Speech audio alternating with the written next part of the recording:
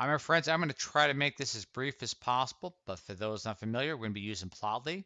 And what I'm going to show you how to do is basically how to take this information that you see right before you and how to wrap text uh, from basically a large or a lot of text in a column. Like in this case, the symptom text is from the VAERS, Vaccine Adverse Event Reporting System, and pull it out to where each data point represents an entire case file, at least in reference to the symptom text.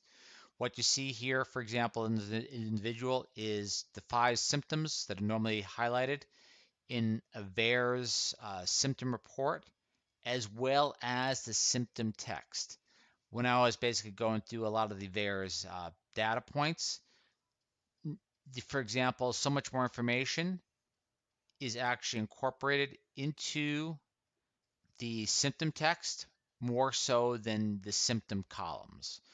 You'll see what I mean in a little bit. All right, but otherwise, we're going to get to that. Also, too, we're going to do it a couple different ways. For example, here we are trying to analyze the length of is flashy, whatever. I just want to give you an idea on how incredibly fast it is. On the long range reports, looking for reactions that may have not happened within the first few days. For example, these are 11 days or more. And if we just go to mortality, these are the people unfortunately have succumbed. Please keep in mind, let's be respectful as possible. These are all real people, real events. And then a few other aspects as too as we go down. Um, these are 10 days or more.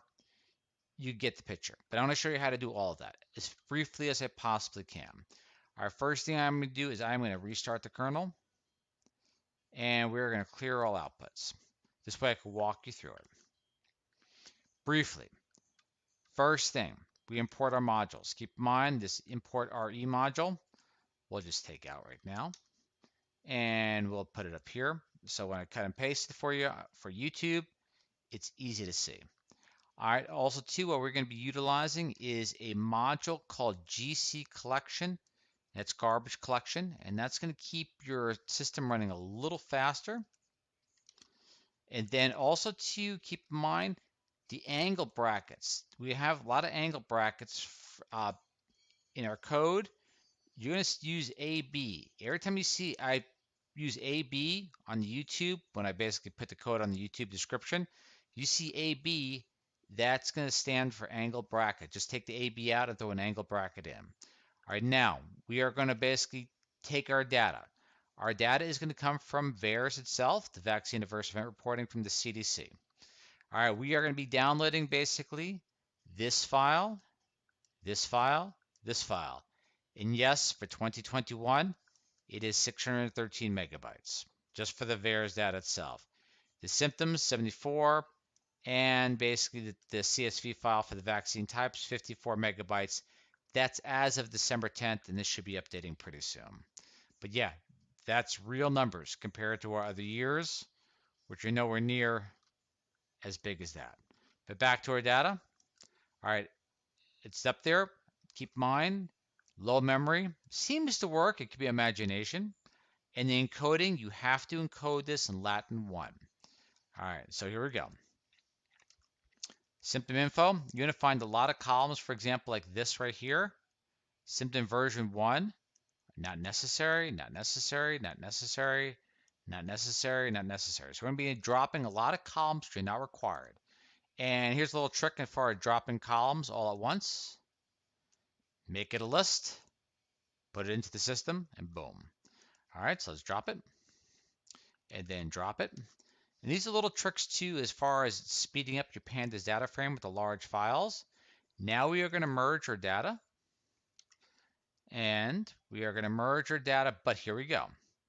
See, we have no duplicate columns, so you have none of the syntax in place where you have a duplicate column. But again, you're going to see things like, for example, you can use later on vax name, vax type, birth defects, number of days, for example, which can be real important, which represents the time from the vax date to the onset date. And then disabled and mortality and so on and so forth, if that plays into it. We're merging our data frame's outer, we are qualifying our information by taking the vax type and make sure we're just putting up COVID-19 vaccines, and that is it. All right, we are now going to save it as a CSV file. We are going to delete all the other files we merged just because we're just trying to maintain as much memory free as possible. And here's the trick. This memory map here, I'm not going to go into details what it is, but this memory map here equals true will speed your system up so substantially, you'll love it. But I'm not going to go into details what it is, but however, though, your CSV files, map that memory to true, it's going to make a huge difference. All right, we should be coming up with deleting that by now. Here we go. All right, now this runs really fast. Now what I'm going to do right here is show you the number of duplicate case files. What that really means is one person, for example, they may only be able to have, we look back up here, 5 symptoms. Well, they may have 20 symptoms.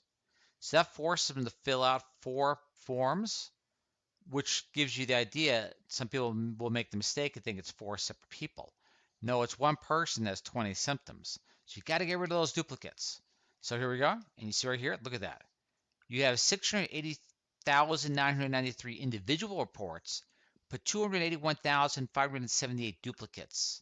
And if you're into data and you're looking at this from a conspiratorial side, that's going to burn you, and your credibility is going to be brought into question. Just be very, very cognizant of duplicates.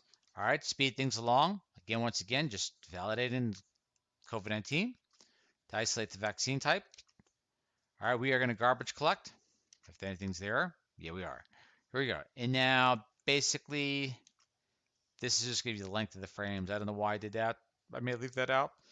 But, oh, that's to keep the duplicates out, the no duplicates. You see what I mean? All right, maximum column width, 5,000. What this is going to do is this is going to enable you see right here, instead of the column just being like this, just like that, like you saw up here under symptom text. All right, so what we are doing, obviously there's more to it than that. So what we are doing, we're expanding the column to read at least 5,000 characters, all right? So making the column a little bigger. And once again, no duplicates, meaning duplicates, and mortality, yes. We are basically looking at our angle bracket right here. Whoops, make sure we run that. There we go. The angle bracket right here, 1 day or less. That's less than or equal to. And there's our rejects, what you need. Right here, you make the file work. You take in the not numbers and replace them with n, but we use numpy. So much faster. And plus, it only seems to work with numpy. So replacing the not numbers with n. And that's going to be important, for example, if it says died, instead of saying y and not a number, it's going to be y and n. So make it so much easier for your graphing. So here we go. Again, moving through this as fast as I can. There's that. All right, and then we run it, boom, boom, boom. And then here is how we wrap the hover text. We are going to wrap it at 100 characters. Here's the trick. We are going to replace the line breaks utilized in Python with HTML breaks because Plotly utilizes HTML. And that enables us to take the hover data box and take all the symptom text and basically insert it into that hover text box. And so you could go through basically data points in a heartbeat and look at each individual one and recognize that these are actually individual people as opposed to accumulated data. And so here we go. We are going to wrap the text. We are going to take out the line breaks of Python and replace with HTML breaks. This is going to give us one of our other columns, for example. You'll see what I'll show that in a second. We're going to see Z-bar. And here we go. Again, don't worry about not catching it. I'll have it cut and pasted for us in the the YouTube description. And here we are. This is now how we look at the hover text being wrapped. You see what I mean? There we are. And so, for example, that gives you a perfect example of how well it wraps all the way through. Please keep in mind, we are dealing with real data on a real data set from the vaccine adverse event reporting system. So I will reiterate, please be respectful. But the VAERS data set is an incredible data set to work with, especially for me being an amateur, to help develop and hone our skills. It is so much better than working on data sets like the Titanic or a sepal plant length, or bird beaks from the archipelagos or wherever it is. You know what I'm talking about, because we all have the same data sets. This VAERS data set from the CDC will probably end up being the new gold standard for basically utilizing information and data extraction techniques for classes for decades to come. So yeah, these are individuals basically which had succumbed within the day or a day after um, of the inoculation, you know, all the way down the line. Yeah, look at the exposure via breast milk. And again, these have to be validated. So these are reports to VAERS, not reports coming from VAERS. So please keep that in mind. All right, and that's what the day. And this is, for example, this is the accumulated age and mortality, uh, so on and so forth. But that is, again, that is just within one day of the shot, and you have 1,848 reports to VAERS of that type of scenario. All right, again, we are basically replacing the nut of numbers with the end there. You see, as far as going down, and then wrapping the text. And then what we're going to do again, we'll replace the new line from Python with basically the HTML break. All right, so here we go. And now we're going to come up with a different type of thing. We're going to be working with a scatter plot, we showed you earlier. And so this right here is going to give a different perspective. Now this plot we're utilizing, we're trying to identify long-range problems, especially if we look at different patterns in regard to reactions or reports to VAERS. And this will give you a pretty good idea what's going on. So here we are. VAERS, 11 days or more, as of December 20th, 21. And you want to see exactly how efficient Plotly is when you do it right. Here we go. Each one of these points, which I'm going over, is actually an individual. And look how fast it pulls up all that data. I'm not doing this to blind you. I'm just giving you an idea to show you exactly how incredibly powerful this can be. So we can stop right here. You could basically look at the exact, all the reactions reported on that particular individual. Stop right here. Same thing. Now, if we want to look at the mortality of individuals that passed away 11 days afterwards in reference after the vaccine, you look over here. And these are all individuals, for example, you see died equals Y. VAERS ID is correct, and the ID doesn't mean that many reactions, just happens to be the the ID. And this is a great, yeah, it's horrible. This is a great research tool. These are the number of days out. So obviously, the further you get out, the question in reference to what's going on or the validity of the report may be tougher to validate. But as you get closer, you get to see exactly what may have happened.